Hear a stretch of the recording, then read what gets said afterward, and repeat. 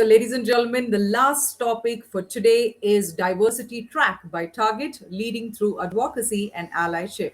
So we have our distinguished speakers. We have Shanti Maria, the Director, Diversity and Inclusion from Target. Over to you.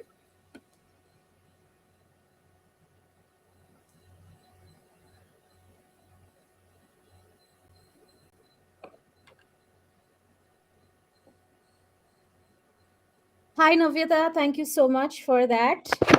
Hello, everyone. And you must be wondering why my name shows as Visagan and Visa's name shows as Shanti. We have, we're trying to sort out a technical glitch, but thank you for waiting for us. My name is Shanti Maria. I'm the director for DNI at Target.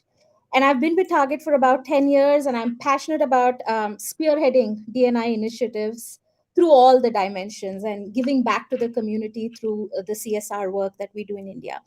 And I'm truly, truly excited to host this panel today with the cybersecurity specialists on the board to discuss the importance of advocacy and allyship in promoting gender diversity and inclusion in the industry, in the community, and in our world, right? It is only through that active dialogue that we can be aware of what is working and what is not working. And when I say advocacy and allyship, what I mean is, though they are interrelated, they are two different things. Advocacy is when you support a cause, in service of a cause, the work that you're doing, where you are impacting people, where you are impacting decision makers, where you're able to help decision makers make better decisions for those groups in the community that are minority. Whereas allyship means that you are supporting the hard work to actively support a person or a particular group, maybe someone in your circle. So allyship and advocacy are interrelated but yet distinct, and here today we're going to talk about that through the panel that we will get to. But before I get to the panel, I want to take a little bit of time to talk to you about Target in India's own journey with DNI. And if we could move to the next slide, please. So over the years, we've laid a very, very strong foundation, and we've topped that up with intentionality, strategy, and leadership accountability. So that phrase that you see right now, all in commitment, that is the best way to describe Target in India's work on diversity and inclusion. It means focusing on every aspect of DNI. It means that everybody in the organization has a role to play in inclusion, has a role to play in making diversity a commitment, and a role that they are best positioned to play. And everybody contributes to that culture of inclusion. So it goes beyond just achieving a certain number in gender. It goes beyond just a percentage. It goes to think about different dimensions like persons with disability, opportunities for LGBTQ community, generational diversity. It goes beyond that. So that all in commitment is about shifting mindsets and creating an environment where one can be themselves with that sense of belonging. When you go to the next slide, please. All in commitment also means that inclusion and equity are business imperatives. Today, I don't think anybody in this room needs an explanation of how business is positively impacted with diversity and equity and inclusion. There are a number of business cases out there that tell you why you should be thinking in that angle, right? So we have strengthened DNI at every level in the organization at Target, like I said, by building leadership accountability and a strong ecosystem. If I go to the next slide, it kind of calls out all the career paths that we have, which lead women to thrive in our environment. Next slide, please. So we have programs like EMIP and Ignite that you see on the slide right now. The main purpose of these are to develop future leaders. EMIP is an engineering manager immersion program. It's like a rigorous 12-month program for women engineers to prepare them for senior manager roles in tech.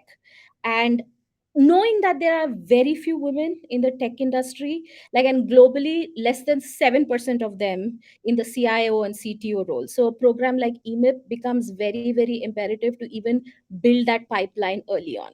Now, if I look at Ignite, which is towards the right, that is another program that is tailored for women team members at the mid management level to prep them for senior leadership roles. We'll move on to the next slide, please. We also create communities for women that help women network and connect and learn from each other. The Swati, which is one such network or an employee resource group, Swati stands for Security Women at Target in India. You know, or even Twine, which is Target Women in Engineering. Both these groups help women within Target in India, within the tech fraternity, to connect with each other, share their knowledge with each other, internally and externally, and contribute to the community. In fact, Swati's contribution to championing gender diversity through internal and external initiatives has seen it win industry awards. And we're so proud of how our women have taken charge to take the journey of inclusion forward. When I go to the next slide, please. We also support the external community beyond our own team members, our women team members at work.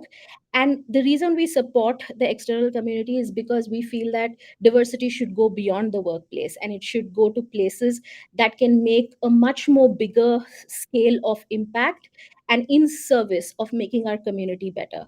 So, Upcurve is one such program that we do for young girls in STEM, with transitioning them from campus to the workforce, and what skills they need to thrive within the environment in technology. Because STEM programs have the least gender representation, we want to catch them young. We want them to instill that confidence that they can take charge of their careers. And over 2020 that we started the program, since its pandemic, Upcurve has grown to like 92 students.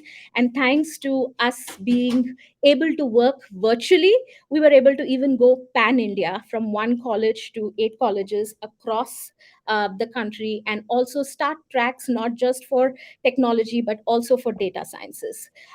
So our intent is that the women should get closer to the workforce, whether that's at Target or outside Target does not matter, because at the end of the day, you're strengthening that community of women in technology.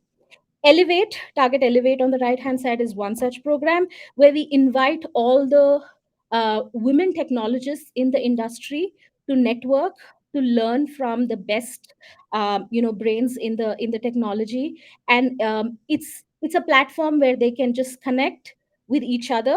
There is zero cost for them, but a very, very curated program for them to be able to meet, learn, and inspire each other in different sectors. So while our vision is to bring all different dimensions, we're very proud of the work that we've done for gender inclusion. So if I move to the next slide, please. This is also another program that we do beyond gender, which is for persons with disabilities. Target Udan is a program that started with the same intent of giving back to the community, especially the group for persons with disabilities, where you pick a group, help them, train them on different skills to get them closer to the workforce. At Target or outside Target does not matter, as long as you're able to help them become more independent in their life choices and their life decisions. And with Udan, over the past 2 years, more than 50% of the cohorts have been placed across in different work streams at Target and elsewhere. And that's a sense of pride for us that we're able to contribute back to the community. If I go to the next slide, please. So today I can tell you that Target in India is one of the best in its gender diversity ratios in both tech and non-tech spheres. We Women today account for 44% of our workforce, which definitely is one of the best in the India GCC space, and it goes to show that growth mindset and just the intentionality that we have has helped us get to that. And there is a long way for us to go, and there's a lot of partnership that we want to have with different organizations, different industry bodies to take the journey further. And I would be happy to answer more questions on DNI at Target. You can get in touch with me. You can write to shanti.maria at target.com. I'm happy to answer any questions that you may have. But now I really want to move ahead to the panel today, which reiterates the importance of all in commitment through a very important topic around DNI, which is advocacy and allyship. We cannot truly achieve DNI without the support of advocates and allies. It takes a village to make a change, right? No conversation of DNI is complete without advocacy and allyship. So I'm going to introduce our panelists now, and I have group of three fabulous people who are going to come on stage right now. I'm going to first invite Ms. Rama Vedashree, who is the CEO of DSCI. She has a rich and varied experience of 30 years in the industry. She has had long stints at NIT Technologies, Microsoft, General Electric, and prior to moving to DSCI, she was VP NASSCOM, leading all initiatives in domestic IT, e-governance, and smart cities, among others. So at NASSCOM, Rama has also led the healthcare initiative in partnership with Apex Health Sector Body, Nat Health, and NASSCOM DSCI Cybersecurity Task Force.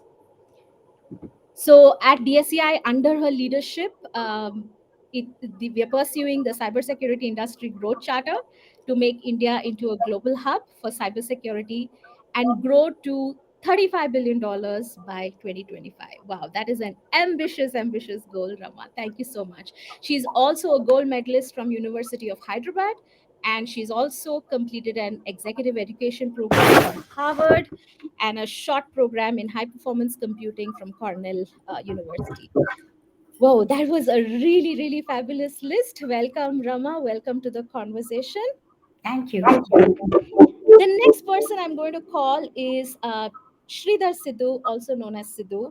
Sidhu is the Senior VP and Head of Information Security Services Group. He has 20 plus years of experience across industry, predominantly in banking, management consulting, technology, and manufacturing sectors of the industry. So Sidhu has experience working across startups to global financial institutions to management consulting organizations, and he has a postgraduate in engineering and a postgraduate diploma in business management. More importantly, Sidhu is a very active ally for gender inclusion and inclusion of all kinds. Welcome to the conversation, Sidhu. Thanks, Shanti.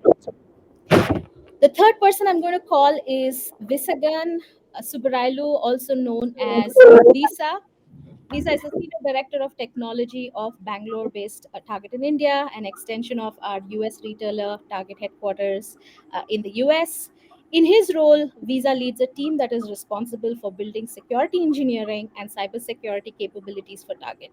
So, Visa joined Target 10 years ago as an information security leader. He has helped build full stack security engineering capabilities, and his current team works towards engineering solutions around endpoint, vulnerability management, identity and application security, enabling simple, seamless, and secure products. Visa is also passionate about diversity and is an advisory board member of EMIP, one of the programs that I spoke about earlier. He also leads the Executive Women's Forum, EWF, partnership for Target in India, and Target Elevate, which is our flagship program for women in technology. So, welcome, Visa, to the conversation. Happy to be here, Shanti. Thank you. Awesome. So I'm going to quickly get into the panel discussion today, and I request the audience to share their love, share their inputs, share their questions on chat. So my first question, actually, this is a question to all three of you. Maybe Rama, you could start, followed by Sidhu, and then followed by Visa. So, how are advocacy and allyship manifesting in your organization for gender diversity or for diversity in general? Yeah. If you Thank you. we have you share an industry perspective. Yeah. Thank you, Shanti. First of all, thank you, Shanti and Visa and the entire Target team for partnering with DSCI in hosting this diversity session at most of our flagship events, particularly at Best Practices Meet.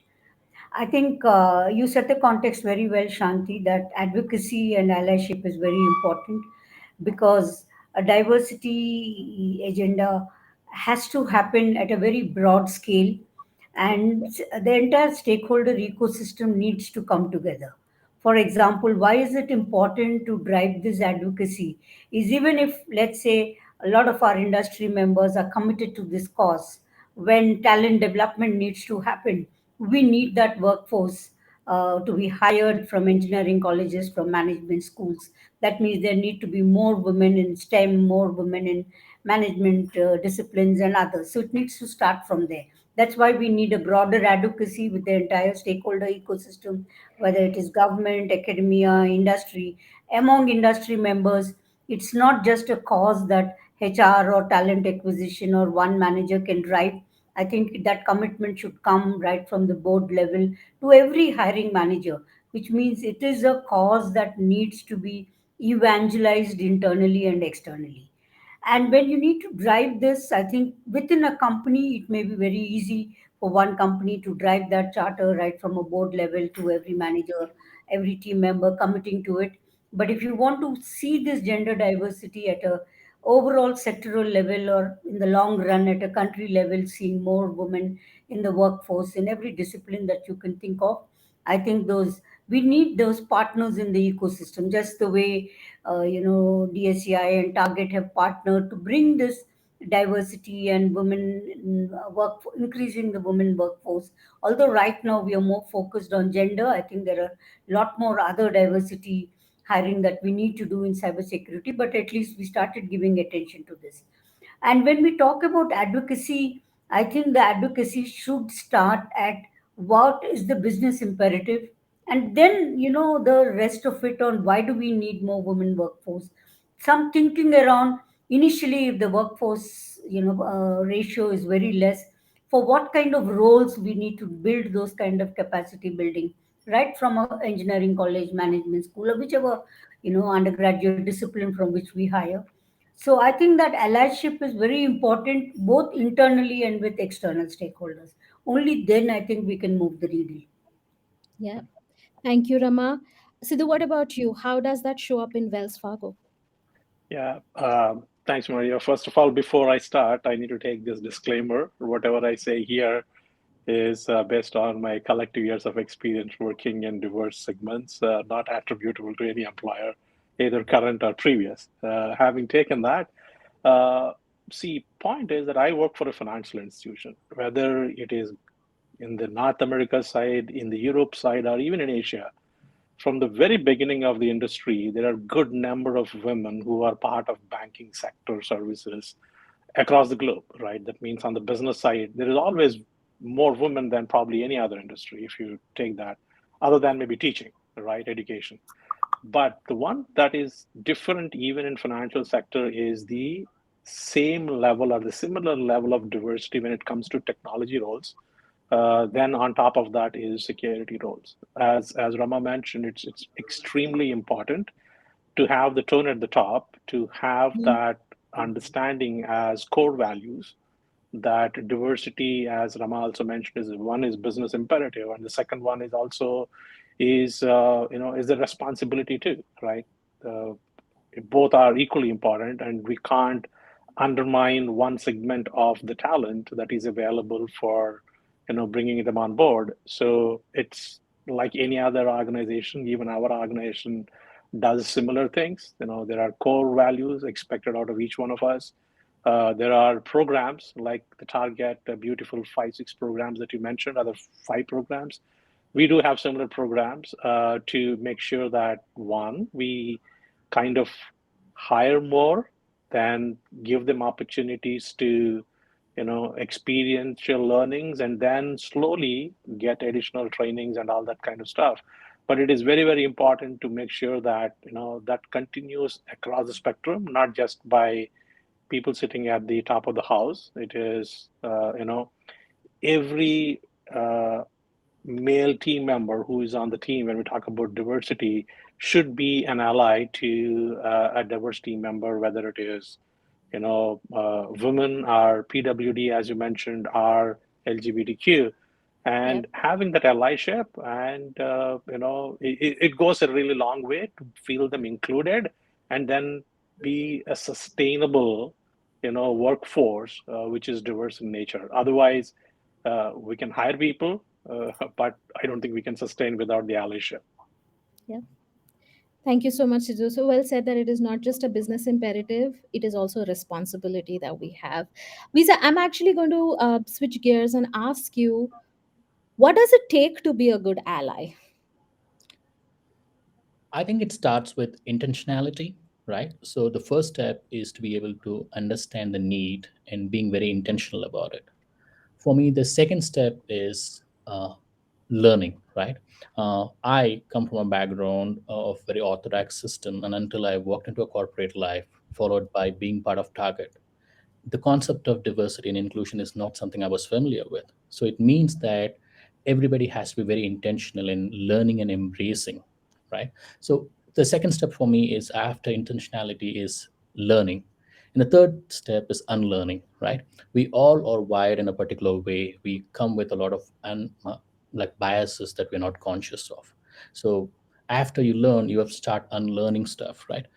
For me, after you do those steps, it's also important that you start looking at opportunities to contribute for an ally, right? So if you want to be an ally, it's not a numbers game, as Sidhu or Rama mentioned.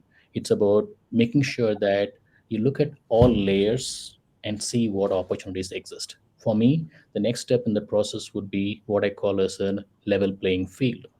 Mhm. Our organizations, every organizations around the world have gone through years of a particular method of recruiting talent, grooming talent, or advancing talent, which means that every leader, if you're calling yourself as an ally or embarking on a journey to be an ally, it is very important that you challenge that ecosystem. Start Yep. going back to the grounds to say, okay, how do we make sure that there is a level playing field for me to do that? And of course, uh, unrivaled sponsorship, right? If you're embarking on the journey, how do you make sure that it's not one of those 15 minutes commitment for you on a daily basis, but a more dedicated time that you carve out to say, okay, how do I challenge, when I'm in a meeting, how do I make sure that every voice is heard? When I'm calibrating a talent, how do I make sure that I'm looking for rep- good representation, I'm applying the same lens for everybody, right? To me, it's a combination of all these things: intentionality, learning, unlearning, being conscious of being biased, and then spending a lot of time brainstorming and then challenging the ecosystem. Thank you, Visa. And the point that you brought out about actually committing time and not just making it a check mark. So, do I know that Wells Fargo and you in your role has had an example where you are actually learning a new spectrum, a new dimension of diversity, and committing time to it? Can you tell us a little bit more about that? Yeah, sure, Shanti. So, like everybody in India, generally start with gender diversity first, because that was primarily a significant population when it comes to diversity. Now that we are slowly getting better at it, it's equally important to look at the other segment of diversity. Like you mentioned earlier, one is people with disabilities, right? We have somebody who is in that category, but one of the best probably security engineers in a critical domain for information security. Is He's sits there right on the floor along with us, right? That is one. The second thing, particularly for security, Shanti, is that a lot of people from military services who are technical in nature. They work on technology, they work on development, they work on some of the critical communications part of the armed forces, which require a lot of security background, right? Those are the people who are, after 10 years, 5 years of programs, planning to come to industry, and one, to support the security aspects of the organization, and two, also have a long-term career progression as well. So that's one, we're doing it. The third one is, again, particularly for cybersecurity, neurodiversity is a significant, area of focus. For the simple reason is, at the end of the day, cybersecurity is looking at identifying anomalies, right? For lack of a better word, finding a needle in a haystack. Yeah. And if you really look at some of these neurodiverse people, particularly with Asperger's syndrome and other ones, they have this unique ability of synthesizing information and putting it in such a way that probably a neurotypical person cannot do. Right? There Yeah. are really certain functions where the neurodiverse people can do a lot better. So we are trying to experiment with it. This year we started.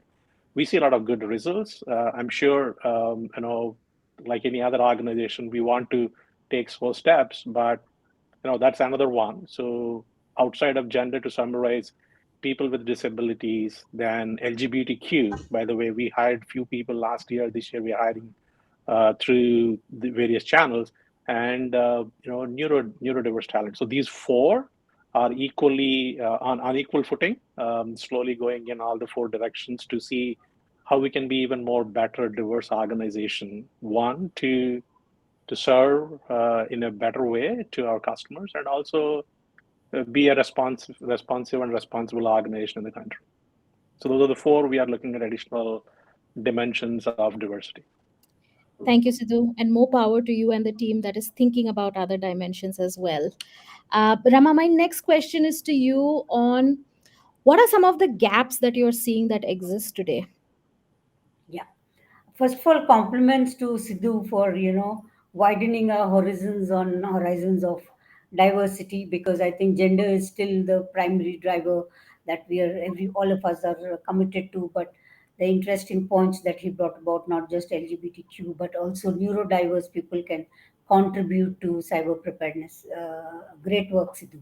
I would say the challenges would be is, overall, I think diversity in the technology industry that needs to improve. I think that is improving. Then, when it comes to cybersecurity, the challenges would be at various levels, right? One is Mm-hmm. at the entry level, mid level leadership, and the specialized disciplines, right? Right from, let's say, you look at the number of CISOs, or you look at within those CISOs. Now the roles are very specialized in any cybersecurity team. Somebody is just focusing on, let's say, security engineering. Somebody else is only focusing on threat intelligence. We need those deep dive AI machine learning specialists if you're a security technology company. So I think some of the challenges is, as we move the needle in diversity, we, I mean, we still have a long way to go to just bridge the minimum gaps at all levels. If I do a scan of the CISO ecosystem in India, I think there are very few handful. But what is heartening is no need to lose heart on it, because if we compare with the number of women CISOs 4 years back, 5 years back to now, there is a significant change that we see. So are we pushing the needle? And the challenges would be is now how do we map what are all the emerging roles and build that leadership pipeline for the leadership mid level and entry level, and across all verticals. As Sidhu said, banking traditionally has had a very good diversity, particularly gender diversity across the banking industry or BFSI industry, our tech industry also. But if you look at making a sea change in India, I think we need to look at various other sectors, public sector enterprises, state governments, central governments. Even now, when we go into a CISO forum, we will see so many very very low representation of women speakers, women delegates, women officers, right? So I would say we are just moving the needle in a very slow way, which is still a good step, I believe. But Yeah. I think we need to now look at where the gaps are at mid level, leadership level, and entry level, and what kind of specializations need to be done. Should there be some bridge courses that we can convince some engineering colleges and management schools to have? Or the way DSCI and Target partnered with the Executive Women's Forum, where we did a leadership training program. Maybe we need more of those kind of management development programs, so that some of the mid-level security professionals can aspire and get trained to become a CISO in the near term of next 3 to 4 years. So I would say this would be the challenge. Thank you, Rama. Beautifully put that you have to think about the pipeline to sustain all the Yeah. great work that we have started doing. Visa, I'm going to come to you with the next question, which is how can leaders and advocates instill that culture of inclusion in their organizations? I think it starts with walk the talk. The leaders have the responsibility of demonstrating not only in their professional life, if possible, a little bit on their personal life too. In my chat before this conversation, I remember Sidhu mentioning an experience on his personal life. I'm going to share a little bit about my personal life where I had an opportunity to help my wife go abroad for 2 years for pursuing her career aspirations. And what that does to you is like you're not just preaching, but you're actually walking the talk.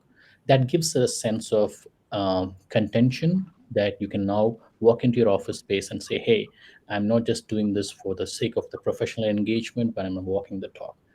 And it's important you share those moments with your team members, with your peer leaders, so that they see the value in it. Yep. Secondly, when I spoke about learning and unlearning, it's also important that we as a leadership group challenge each other, brainstorm about all the aspects that I spoke about. What is the value that we are bringing in? How do we make sure that we showcase success stories, celebrate the outcomes of the intentionality that we've shown? Otherwise, you use the word ecosystem.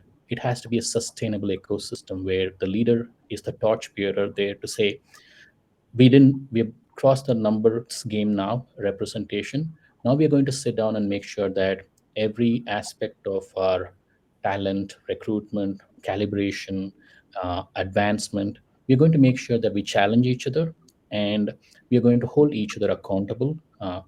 It is very important that the leader demonstrates that kind of a behavior, so that one, people start following suit on that. Two, they start understanding, okay, why should I do this? What is in it for me, right? Or what's the business imperative with this? So I think it all boils down the idea of healthy conversations, a lot of brainstorming, and walking the talk.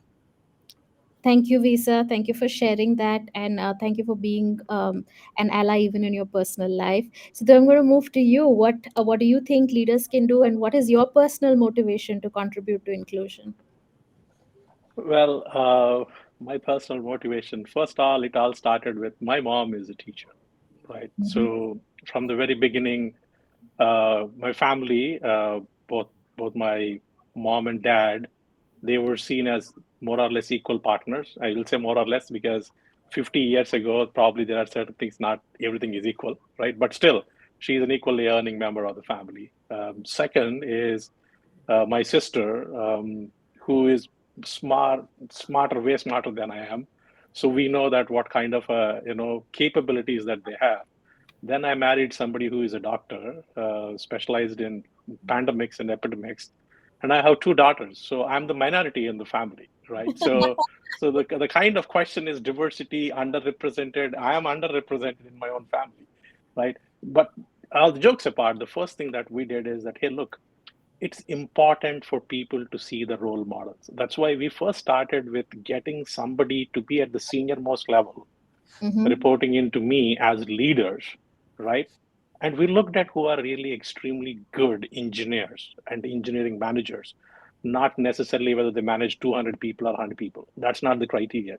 For people to see a frontline intern to an engineer to a manager, to see that, hey, this is the path for me to have that person. So that's what we did. We ran for almost 6 years the program. This is the seventh year running. And that's the reason why we have campus grad to VP level, maybe soon to an SVP level. We have people because people need to see that this is not just as Visa mentioned, walk the talk. It is not just that for the sake of numbers. Somebody is hiring at the junior level, and then what is the career progression? Intentionality, again, as Visa mentioned, to continuously help them upskill themselves. Another interesting case is actually, which is more heartwarming, is that there is somebody, without taking the name, in our organization who was running the technology help desk call center. Mm-hmm. That girl moved into identity access management, did operations, then did risk management, governance. Today, she is the head of technology risk for another financial institution in a matter of 7 years. So look at from running a technology help desk call center to the technology risk head for a global financial institution out of India, right? It is possible if one, we understand their skill sets, and most importantly, if they are ready to upskill themselves and explore what they can do. So all factors included, and it is important that everyone plays their part. Yeah. Thank you, Sidhu. That was a powerful example of that career progression that this person has had. And you are surrounded by powerful women, obviously. And Rama, I'm going to move to you. What is your personal motivation to support the cause of inclusion? Yeah, personally for me, Shanti, I mean, actually spent 35 years of my career in India geography, while I've done a little bit of work in Asia Pacific and other geographies. 99% of my work has been India geography. And when I started very early, I would engage with technology teams. Those days, they were not really CIOs, they used to be GMIT or IT heads or IT secretaries of states. I used to work a lot with state governments. Anytime we would go for any workshop where you're always presenting on something, on a new technology initiative, maybe an ERP or an MRP system, the management teams more or less used to be fully men, hardly any women. So often I've done work in mining sites in Donimalai and of a National Mhm. Mineral Development Corporation, refineries, very early days, when you're even trying to explain to management teams or why they should computerize even a basic financial accounting system or a business. I'm talking 30 years back. And it would always be challenging, for a lady professional to travel to these remote customer sites. And 90% of the time you're all alone. It started from there, if you ask me. And even now, sometimes I do see that when we go into a large government project discussion, there are very few women in the room when those discussions are happening, even now in a large IT projects in many states and sometimes center also. But things have changed. So for me, the motivation is when I started out in the IT sector in India, there were very few women in the customer side when I used to engage, and that's how we used to consciously hire more women professionals in the teams that I have worked on. And now in DSCI and previously in NASSCOM, it is driving this gender diversity and overall inclusion agenda, both when I was in NASSCOM and now in DSCI, so that there is more women workforce in deep tech disciplines. That's the evangelization we do. Now, when I started taking over in the security, both my team and I, we realized that there would be very few women leaders coming in into our deliberations, into our workshops, into our conferences. So we put a very conscious effort. And then when we realized the cybersecurity job roles and talent pool is mainly in the big metros, then we looked at how can we look at evangelizing cybersecurity as a career in tier 2, tier 3 cities. And here a big ally was formed in Microsoft philanthropy team, which partnered with us, funded us to be able to take cybersecurity deep skill training to remote locations. All of this is very energizing. When we now look at a CISO, having those deep tech deliberations in a large room of CISOs coming from a critical infrastructure sector like energy, oil and gas, I think that's very motivating. Or in large bodies, till recently, she just retired. We had a women CISO in National Informatics Center. For me personally, I think the motivation is when I started very early, I would always work on customer project engagements where I would never see, any woman leader in the technology domain also. And that I think was something that I tried to espouse across all my roles. Yeah. And Rama, I'm sure you've made so many positive decisions for gender inclusion within the cybersecurity teams and the community, and thank you for that. I know we started this session a little late due to some technical glitches. So, if there are any questions from the audience that we have not been able to answer, we commit to answering it on an email to all of you.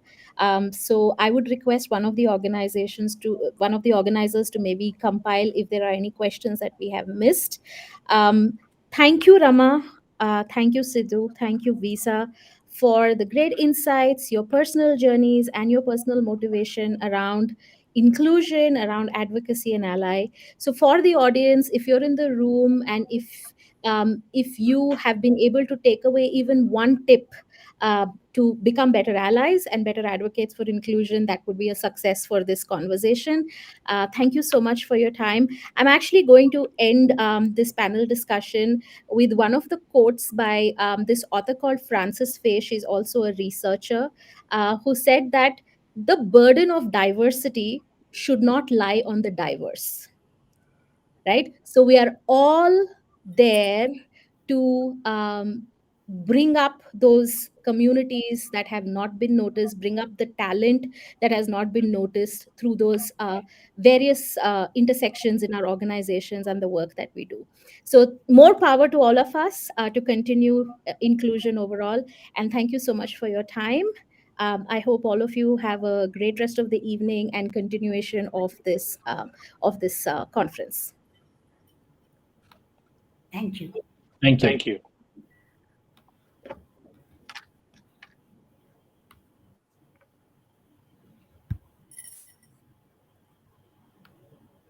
Thank you so much, everybody, for joining us virtually. Thank you. Okay, so ladies and gentlemen, we have now arrived at the conclusion of the best practices meet of day one. Thank you, everybody, for joining us virtually today. A heartfelt gratitude to all our proud speakers, sponsors, and exhibitors for their tremendous support and contributions. And I am immensely excited for the much awaited on ground event in Bengaluru tomorrow at the Four Seasons Hotel. The venue opens at 8:30 a.m.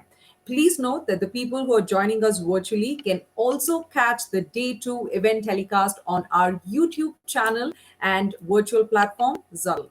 Catch all the BPM updates, moments, and views on our Twitter page by the handle DSCI_connect. You can also tag us and share your feedback with the event hashtag BPM 2022. We look forward to having all of you at the venue tomorrow. And please visit the website for day two agenda and register right now. The 10 lucky delegates out of the first 100 delegates arriving at the registration desk tomorrow at the venue will stand a chance to win exciting prizes worth rupees 10,000. Yes, you guys heard me right. All of you guys can stand a chance. So the 10 lucky delegates out of the 100 delegates who will quickly walk in and register tomorrow will stand a chance to win exciting prizes worth rupees 10,000. And if you would like to be the lucky one, please register for the on ground event. And if you haven't already done, and stand a chance to win exciting prizes on your early arrival. The winners will be announced at the physical event tomorrow. Thank you, everybody, for joining us virtually once again. For all our virtual delegates, the session proceedings will start from 9:30 a.m. with a workshop by Palo Alto Networks. Thank you once again, ladies and gentlemen, for all that love and support. And this is your host, Navita, signing off. Namaste and thank you.